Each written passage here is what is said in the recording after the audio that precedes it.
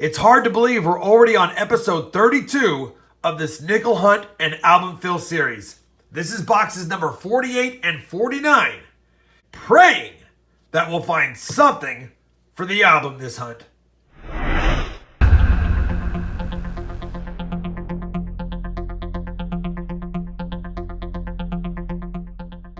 Hey everyone, it's Rob with RobFindsTreasure. That's right, episode 32, boxes 48 and 49 of the series. Now, if you haven't watched the previous 31 episodes, I'll have a link to that playlist both down below and above here. Feel free to check it out if you'd like to do so. That way you're all caught up before you get into this episode. That being said, for those that are caught up, you'll recall we are stuck at 135 of the 138 nickels needed to fill this album after the last several episodes. Now, we have been upgrading some nickels here and there, and the album is looking beautiful, but we still need that 50D, and we still need a 43D and a 44S war nickel.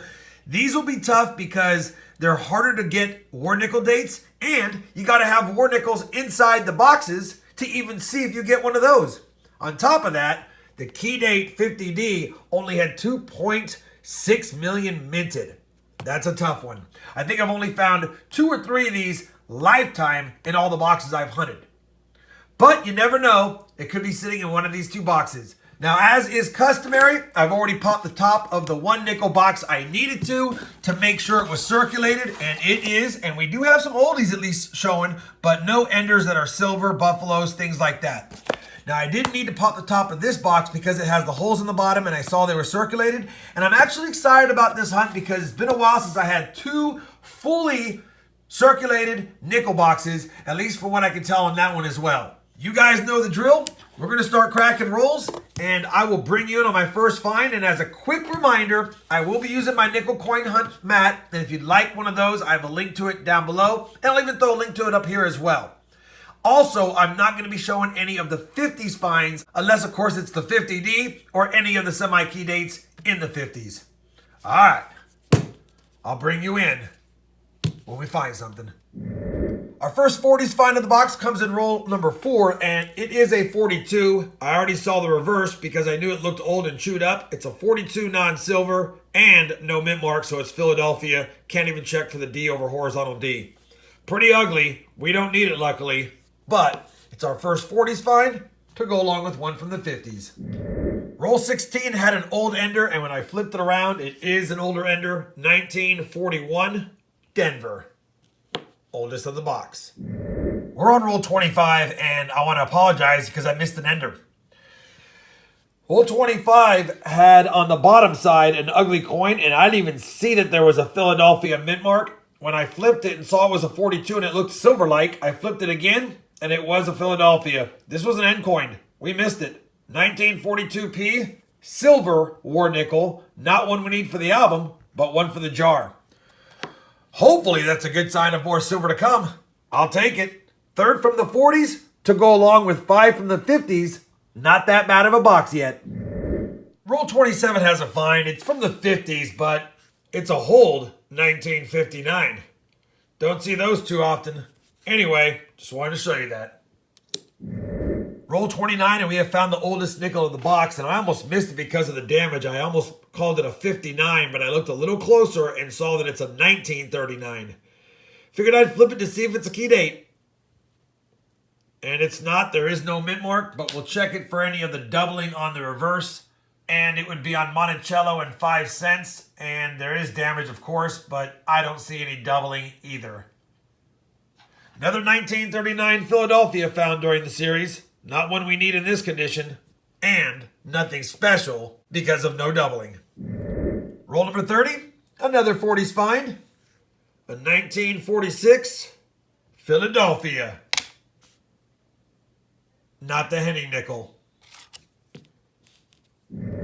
Roll 34 of the box, and we've got a second 1939. Slightly better shape for sure. And it'd be nice if it was a key date. But it's not. Doesn't have any doubling. And it does not. 1939p. Second of the box. Roll 37 is going to have a 1949 end coin. I peeled it back just enough to see the date because it looked old. Let's see what mint it's from. That 1949 confirmed,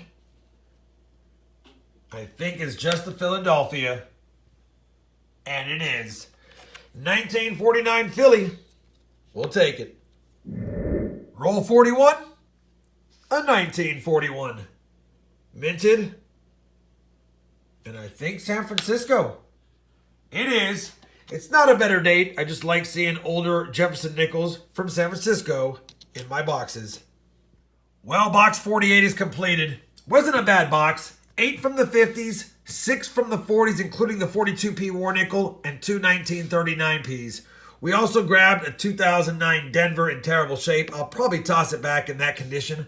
And 4 potential upgrades, although they're all from Denver, and if I recall, we have pretty good Denvers in the book. Nothing for the album that I can think of, but silver in the box is always a good thing. Box 48 is done. Let me grab this box, bring it forward. We'll do a live opening and see if there's any enders on the top side of the rolls. Come on, box 49. Be a lucky box for us. Looks like it's gonna be a lucky box. Give us the goods. More silvers, buffaloes, I don't care. Just something nice for the hunt. All right, we've got the top peeled back, and we've got an older nickel here and an older nickel there, another one there, but nothing screaming silver. All right, let me push it back. We'll start the hunt. Bring you guys in if we find something in box 49. Roll number 3. First 40s find in the box is going to be another 1949 in decent shape. Could have an S because it is in great shape. And I called it. Think I see an S. I do. I had a feeling when I saw a 49 in this kind of condition, it's probably going to be a semi-key date. And it is a 1949S semi-key date. And it might upgrade because it is nice considering it's 72 years old. We'll take it. Semi-key date found.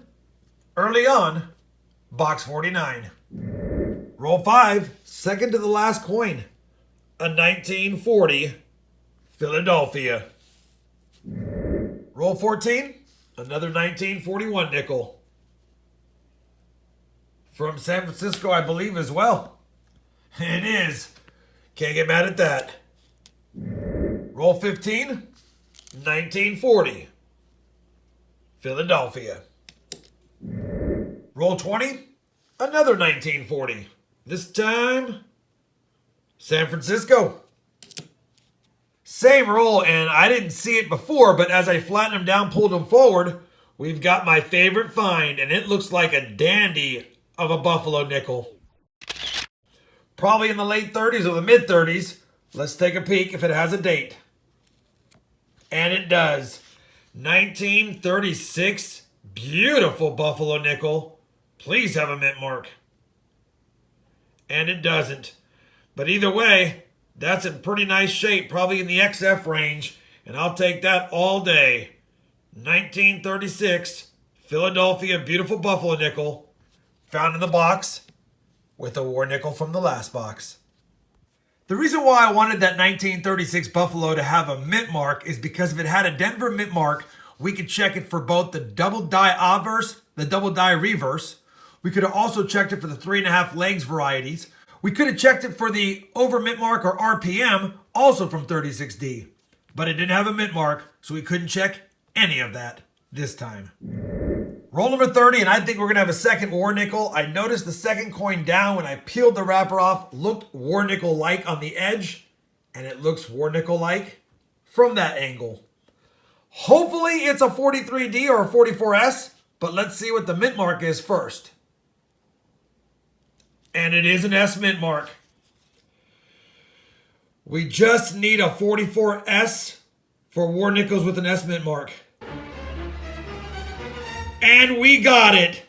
1944S war nickel, 1 for the album, and we'll have to have a stand-in for the jar. Unbelievable. Can't get mad at that.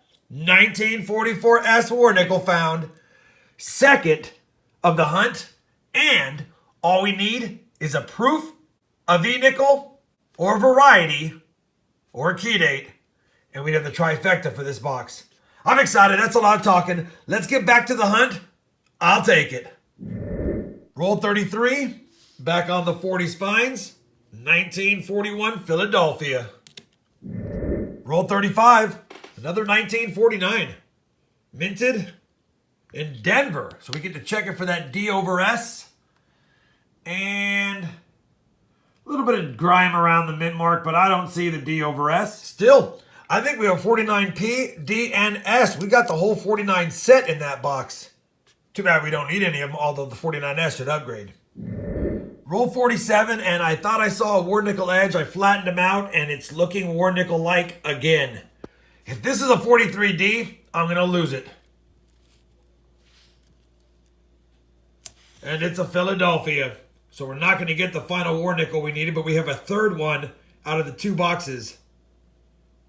And it's a 43P. I almost said D. I was thinking Denver.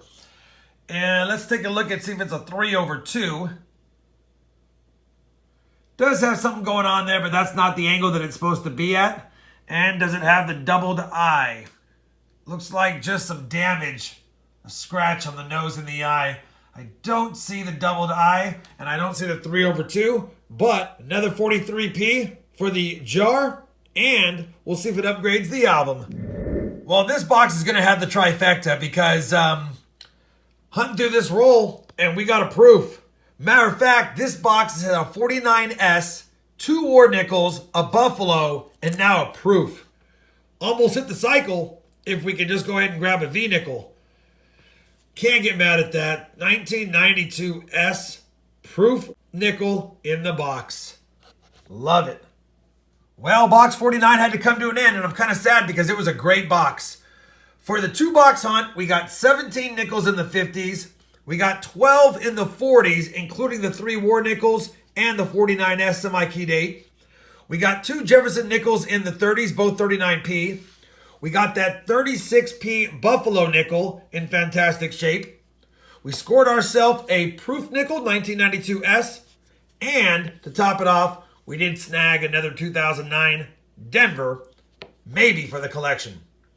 Finally, I do have 6 other nickels up here that I'm going to check against the album. Again, I'm not sure they'll upgrade, but didn't want to put them back into circulation without double checking first. What I'll do now is I'll go through my collection and see if we have any upgrades and or additions and bring you guys back for a look at the album. All right, I've gone ahead and checked all the nickels I pulled aside compared to the album, and we have some upgrades.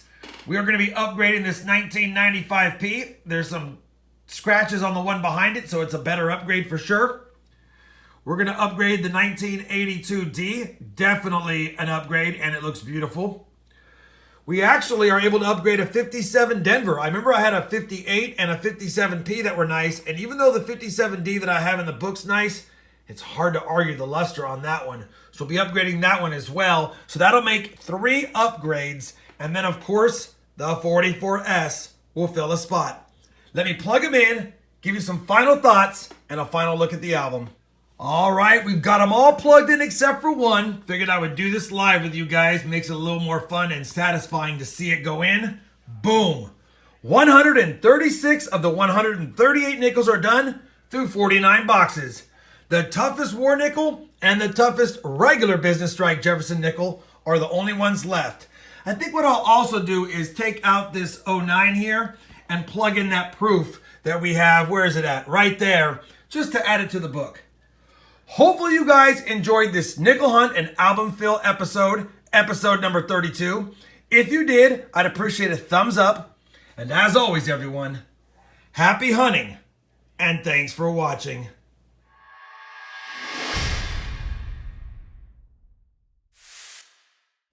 Obviously, we used the 44S for the album, so I have a stand-in, a 43 Philadelphia for the jar. And that makes the jar happy.